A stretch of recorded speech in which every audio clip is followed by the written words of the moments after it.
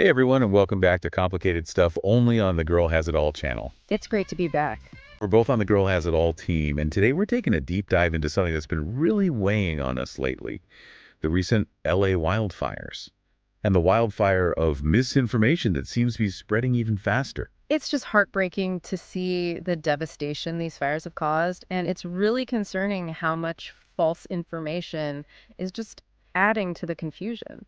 You're our resident quantum expert here, and Oh, I know you're really tuned into patterns. Have you noticed anything unusual about how people are talking about these fires online? Oh, absolutely. There's this really strong pull toward these really dramatic explanations, even when there's just no evidence to support them. It's almost as if some people are actively looking for these conspiracies. Okay, so let's break this down a little bit for our listeners. We're talking about early January 2025. Los Angeles is already like a tinderbox because it's so dry, and we've got those powerful Santa Ana winds. Then on January 7th, the Palisades fire erupts, and it spreads so fast. Shortly after, the auto fire ignites too. Tragically, at least 24 lives have been lost because of these fires, and they've just left behind so much destruction. And what's really important to understand is that the scientific community is totally united on this. These fires were caused by natural events. The conditions were ripe for disaster. Right, but these conspiracy theories started spreading almost as quickly as the fires themselves. It's like there's a misinformation blaze burning right alongside the actual fires. We're seeing people promoting that smart city agenda. They claim these fires were set on purpose just to clear land for those redevelopment projects connected to the 2028 Olympics. And then there's the whole directed energy weapons theory. DDWs is what people are calling them. The idea is that some secret government weapon started these fires, and they point to these weird burn patterns as evidence. Oh, and there are also all these rumors flying around about celebrities being involved. Some people are claiming that figures like Sean Diddy Combs are somehow connected to the fires. And of course, we can't forget about the accusations of water mismanagement, with some saying that the water was intentionally diverted just to make things worse. Right, and then there's always that political angle, with tons of criticism of those local policies and forest management practices, and they put all the blame for how intense these fires are right on their shoulders. It's like everyone is just trying to find someone to blame. Yeah, there's definitely a lot to unpack here. So let's start with that DEW theory. A lot of people are taking that idea really seriously, even though to me it sounds like something you'd see in a movie. Can you give us a reality check on that one? Well, Ian Boyd is a leading expert in DDWs, and he's addressed this directly. He pointed out that to start a fire like these, you would need a weapon with just an insane amount of power. We're talking about an aircraft that would have to be absolutely gigantic just to hold all the technology. And then there are those videos going around online that show green lasers. But real high-energy lasers are actually invisible. So it's probably safe to say those videos have been messed with to scare people. Exactly. And then there's that smart city agenda. Well, Los Angeles officials have already publicly denied any plans to take advantage of the fires for redevelopment. Yeah, that makes sense. I mean, why would anyone intentionally cause this much suffering in their own city? Yeah, it's just a claim that doesn't make any sense. But these theories often really thrive on visual manipulation, which just adds another layer to this whole misinformation firestorm. You're talking about things like deepfakes, right? Yeah, deepfakes are definitely something to be concerned about. And then there was that fake photo of the Hollywood sign on fire that was everywhere. Turns out it was actually just a still image from an old episode of The Simpsons. Wow, it's amazing what people will believe. Yeah. Especially when it comes to something that looks as intense as a wildfire. And this isn't just happening in Los Angeles either. It feels like these wildfire conspiracy theories are becoming a trend. You're right. Just think back to all those DEW theories that popped up after the Maui fires in 2023. This keeps happening over and over again. And it suggests that people are starting to distrust official explanations more and more. It's like people are looking for these alternative narratives. Yeah. Especially when there's a crisis. It's like they need a simple answer, someone or something to blame. Instead of facing the fact that climate change is making these natural disasters more and more destructive. Yeah, I guess it's easier to point fingers than it is to accept how complicated climate change really is. But this tendency to grab onto these dramatic explanations isn't just limited to wildfires, is it? Look at what happened with Mel Gibson recently. Oh, yeah. His appearance on Joe Rogan's podcast was a perfect example of how misinformation can spread, especially when it comes from these platforms with huge audiences. He was out there promoting these cancer cures that hasn't even been verified. The scientific community was furious. It's scary to think how many people will believe something just because they heard it from a celebrity. And it's not just celebrities either. We're seeing more and more of these made-up interviews, like that one with Dr. Pedro Cavadas, where he was promoting this miracle cure for joint pain. It really shows how easy it is to create and spread fake information, especially online. So we've seen that misinformation is running wild. But what can we as individuals do about it? You study the quantum world, which is like the realm of uncertainty. Do you see any connection between that and why people are so willing to believe these sorts of theories? That's an interesting question. When we come face to face with uncertainty, whether it's the mysteries of the universe or the chaos of a natural disaster, we instinctively try to create order. We try to find explanations. And sometimes those explanations, even if they aren't based in reality, they give us this sense of control in a world that feels increasingly out of control. So you're saying that these conspiracy theories are kind of comforting? They're like a story that helps make sense of all the chaos. Right. But these stories can have consequences in the real world. They can distract us from real solutions, and they can even lead to people doing harmful things. Like those rumors about celebrities being involved with the fires. Yeah, those accusations can have a terrible impact on people's lives and their reputations. We need to remember that behind these stories are real people who have lost so much, their homes, their loved ones, their sense of safety. It's a good reminder to approach these topics with empathy and compassion, even when we're dealing with information that's complex and frustrating. So as we wrap up this part of our deep dive, we want to hear from you, our listeners. What do you think about these LA wildfire conspiracy theories? Have you seen any of them online? And most importantly, what strategies do you use to figure out what's true and what's not in this world of misinformation? We're all in this together. We'd love to keep talking about this with you. So come connect with us on our social media and let us know what you think.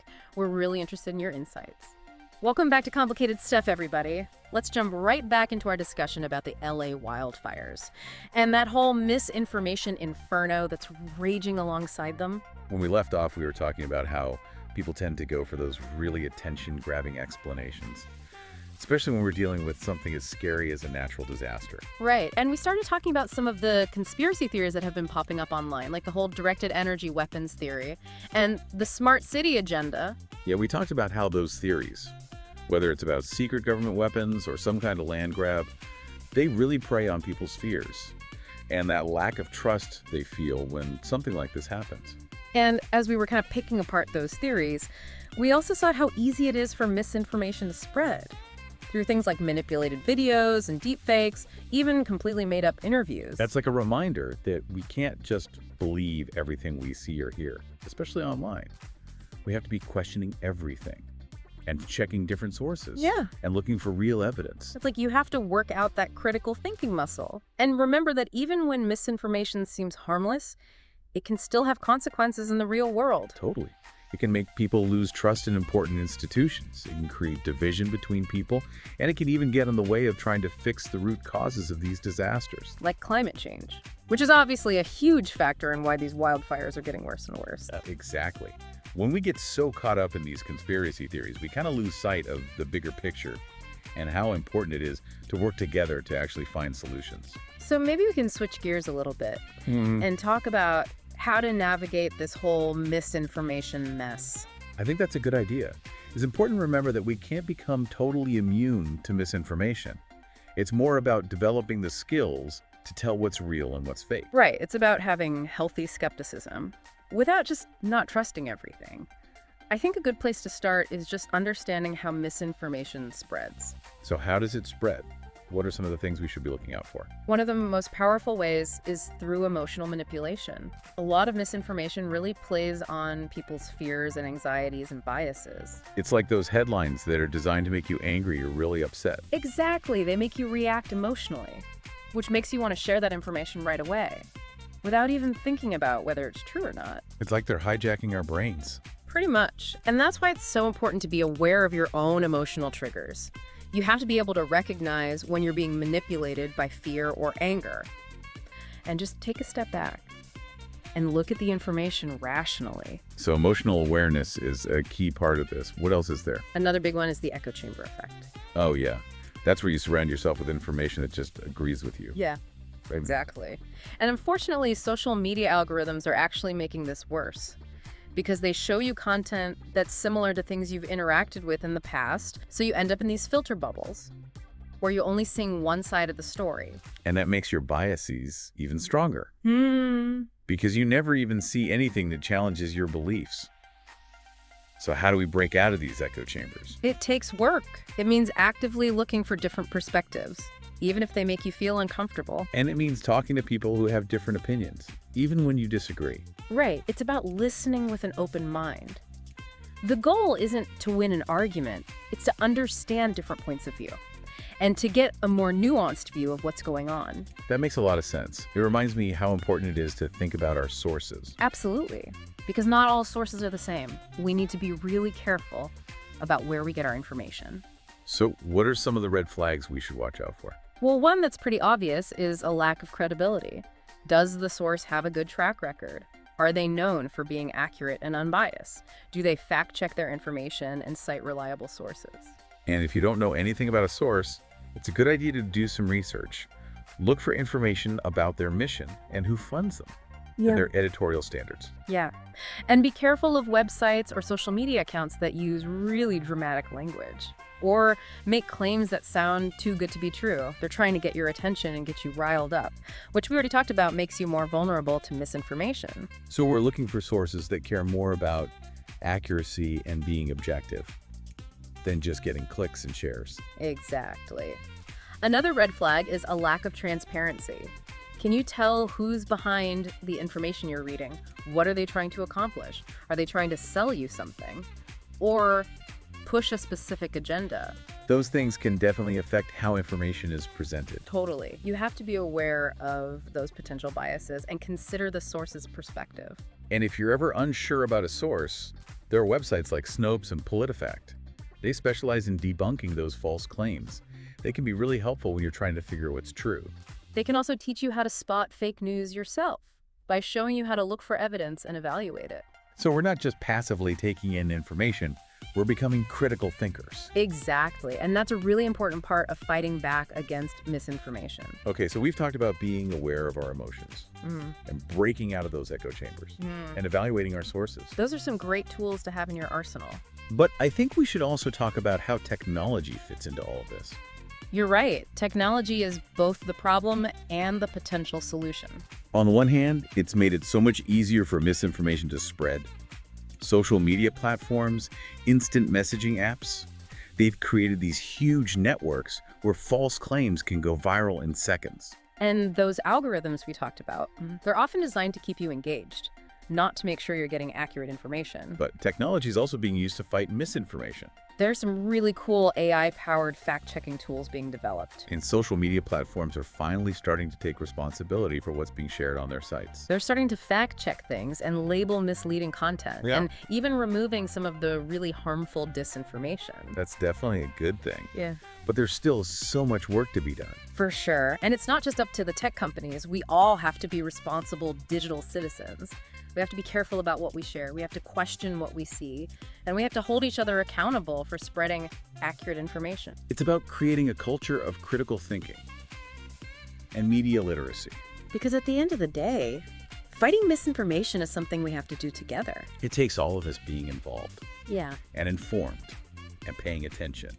So in the next part, we're going to go even deeper into the psychology behind misinformation and look at some real-world examples of how it's affecting our lives. We'll see you soon for part 3. Welcome back, everyone, for the final part of our deep dive into those LA wildfires and all the misinformation that's been spreading around them. It feels like we've gone down a real rabbit hole. We've busted some of those big conspiracy theories. We talked about how misinformation goes viral online. And we even started to figure out how to deal with all this tricky stuff online. We have covered a lot. But before we wrap things up, I think we should try to understand the psychology of misinformation a little better. Okay. Like, why are we as humans drawn to these false narratives? What makes us so vulnerable to them in the first place? That's a good question. It's something researchers have been trying to figure out for years. There's not one simple answer. But we can look at a few psychological factors that play a role. Okay, so what makes us so susceptible? One of the most basic things is our need for what psychologists call cognitive closure. We have this deep desire to make sense of the world around us, to find explanations that feel complete and satisfying. So when something chaotic happens, like a natural disaster, We want a clear explanation for it, a story that helps us understand why it happened. Right. And often conspiracy theories are there to give us that neat and tidy explanation. They give us a sense of order and control in a world that can feel really unpredictable and overwhelming. It's like trying to shove puzzle pieces together even if they don't fit. We see a pattern even if it isn't really there. I like that analogy. Our brains are wired to look for patterns and connections, even if those connections are based on faulty logic or incomplete information. It's not necessarily that people who believe in conspiracy theories aren't rational. It's more that they're really trying to make sense of things, to find meaning in a world that can feel really chaotic. So it's not about being irrational, it's about wanting an answer. Any answer to make sense of things. Are there any other psychological factors at play here? Definitely. Another big one is confirmation bias. This is something we all do. We tend to look for information that confirms our existing beliefs and ignore information that challenges them. So if someone already doesn't trust the government or the media, they're more likely to believe a conspiracy theory that makes them feel even more distrustful. Exactly.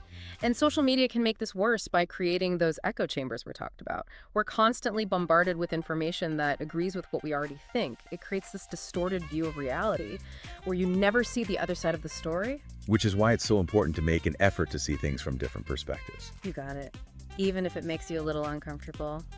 And it can be hard to admit you might be wrong, especially if you feel really strongly about something. It's true. It takes humility. And being willing to have those tough conversations, even with people you don't agree with. And it means being critical of everything you read and hear, even if it's from someone you trust. That's such an important point. Even the best news sources can make mistakes or present information in a way that's biased. So we can't just blindly trust everything we see. We have to constantly question things and evaluate them and check other sources. We have to be active participants in this whole information world, not just passive consumers. We have to think critically. Okay, so we've talked about confirmation bias and being open to different perspectives. Is there anything else that can help us understand why misinformation is so widespread? Well, there's also the whole idea of social identity. We tend to trust information that comes from people we identify with, like our family and friends and the groups we belong to. So if someone I trust tells me about a conspiracy theory, I'm more likely to believe it even if there's no proof. Exactly. And this is especially true in online communities, where people form strong connections based on shared beliefs. Like those Facebook groups where everyone is just agreeing with each other. Right. It creates this feeling of belonging and validation, which makes it really hard to push back against misinformation. So how do you break through that? How do you have these conversations with people you care about who might be caught up in all this misinformation? It's not always easy, but I think one way is to focus on the things you agree on. Even if you have different opinions about the details of something, you can probably find common ground on bigger principles. Like the importance of honesty and accuracy and critical thinking. Yeah, exactly. And sometimes just having a respectful conversation can help. It can help someone see things from a different angle. It's about building bridges, not walls. Well said. And that brings us back to how important emotions are. We talked about how misinformation often plays on our fears and anxieties. Right. Those feelings make it easier for us to accept information without questioning. And they can make us more likely to share that misinformation with others, especially if it confirms things we already worry about or believe. So we really need to pay attention to how we're feeling. When we're looking at information or sharing it, we need to ask ourselves, am I feeling super anxious or angry right now? Exactly. If you are, you might be more vulnerable to misinformation. And it's also good to think about how the person who created or shared that information might be feeling. Are they trying to get a reaction out of you? Are they playing on your fears or biases? Those are all red flags. Totally. If we can learn to recognize these emotional traps, we can be a lot smarter about the information we choose to believe and share. So it's not just about thinking critically, it's about feeling critically too. That's a great way to put it. So we've covered a lot in this deep dive into misinformation. We looked at conspiracy theories and how misinformation spreads. And we even got into the psychology of why we're so drawn to it. It's been a really thought-provoking conversation. For sure.